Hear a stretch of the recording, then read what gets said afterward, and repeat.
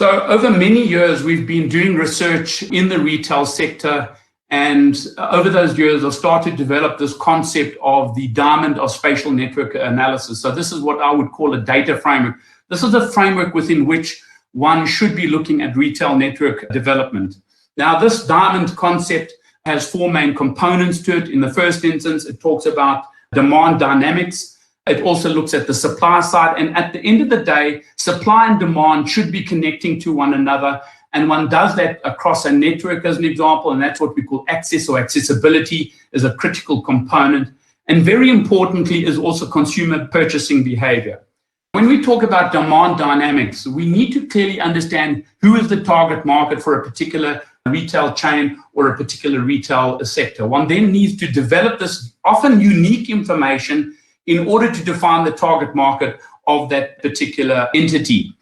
Now, the other aspect which is of great importance in looking at the demand side is defining the capacity and the travel time. Now, what do we mean by capacity? Capacity is the number of people that you require in your target market in order for that particular entity to be financially viable. And if you've got different types and sizes of retail outlets, then you need to develop capacity specifically for those particular outlets. The other critical aspect is the travel time, making sure that you are developing your retail outlets in an area such that there is sufficient travel time in order for customers to get to those particular retail outlets. On the supply side, we talk about where are your existing restaurants or where are your existing retail outlets, where are your competitor outlets, but very importantly is where are the preferred sites that if you are to expand your retail network, you would want to locate them in those particular positions. And I'll talk a little bit more about them in a couple of minutes. I've talked about access, but really what access is about is that it is about connecting supply and demand points across a transport network using different modes of transport.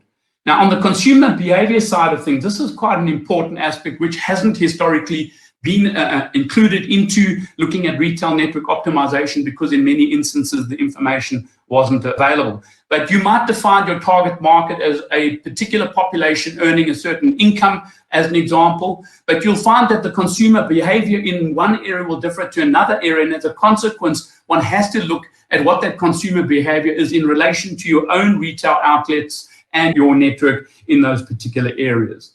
So what we are trying to talk about is a much more holistic approach that I believe far surpasses the utilization of what we call site feasibility or gap analysis or profiling in the retail industry to identify not only the optimum number, but the optimum locations of retail outlets throughout the country.